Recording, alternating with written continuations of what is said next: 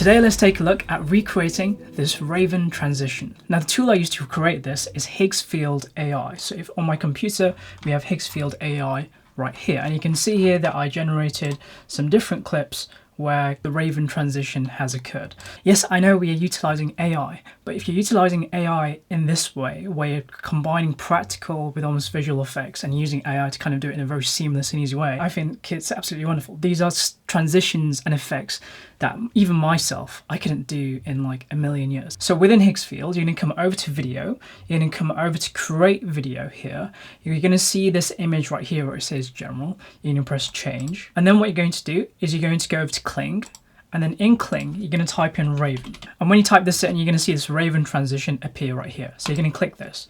And when you click this, you can see on the left-hand side, now the Raven transition has been applied. What you're going to have to do after this is you're gonna input a starting frame and an end frame. And all I did was in DaVinci, I simply grabbed a still like this and a still like this. And in DaVinci, you can simply grab still by coming over to the color tab, right clicking and press grab still. And you can right click, press export, and you can come here and save this as a JPEG.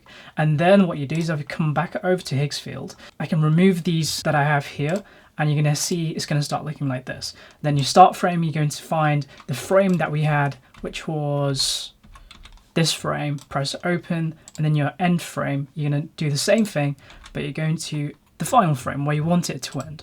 And then you do this. Now you can leave the prompt box empty, but when I did this initially, so I tried it with this clip right here, if we press play, you see here that the man himself, well, I'm talking about myself here, I didn't turn into ravens and then get transported. The ravens just appeared, there's just a pan, ravens appeared, and then the end bit was kind of okay, where now I appear right here, which is kind of cool. However, it became a bit problematic, and I did it again and it still wasn't working to the best. So what I ended up doing is giving it a little bit of help using a prompt. So you can see the prompts I have on the right hand side. So if I was to click this, you can see I've typed in complete the Raven transition from the man in the frame, turning him into ravens. I told him which way to pan, panning right, and transporting him into the second scene. In the beginning bit, I think what helped it a lot was saying, do the Raven transition from the man. So now it knows to start the transition from me at the beginning, basically, and then go from there. And this looked really, really good. You've seen the image right here, and you can see it did a phenomenal job. I can't get over how good it actually looks. It doesn't look like, to me, it doesn't look like AI. It looks more like CGI and VFX, and I think that's the kind of look that everyone wants to kind of go for. You don't want it to look more fake, but look like it's, you know, like a really good quality VFX, which this is. So what you're able to do with this is phenomenal. Another really good example that I have is for my friend's company doing a hoodie reveal. We have this beginning frame right here, and then you can see he transforms, and then he transforms into this hoodie right here at the bottom, like so. And you can see the hoodie appears like this, and it looks amazing. So with this one, what I had to do is I wrote complete the Raven transition from the man in the first frame, turning his hoodie into ravens, panning right, and transporting it into the second scene to match the hoodie. And I think that's what made it look and work really, really well. So once you've done your prompt and you've done this, first try without a prompt, and then try this. And then what you're going to do is the duration, I left it at 10 seconds, and I put the resolution at 1080p. I found the 1080p resolution is completely fine.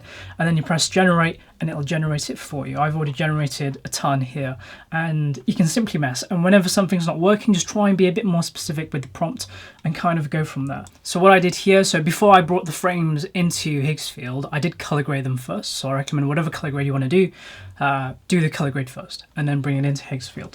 And then what I did was, when I brought it into DaVinci, what I did was I added some city sirens track, like so, and then obviously the ravens then appear from the person, and maybe just get some flocking effects. So in epidemic sound, I just typed in flock. I just typed in flock of birds. This one, which worked really, really well. And then I kind of went from there. And then for like the teleportation, so in the teleportation, just finding some whooshes. So you can type in whooshes, and then you can find some washes that work for you, and then essentially just kind of go from there. That's kind of how I built out the sound as well. I'm not the best with sound, but I can build out the sound here. I'll leave a link to Higgsfield AI. I'm not affiliated with them at all, and I'll leave a link to Epidemic Sound, but with the link for Epidemic Sound you can get a 30-day free trial that you can utilize for this, and you can kind of see I just can't get over how good it looks. It looks absolutely phenomenal.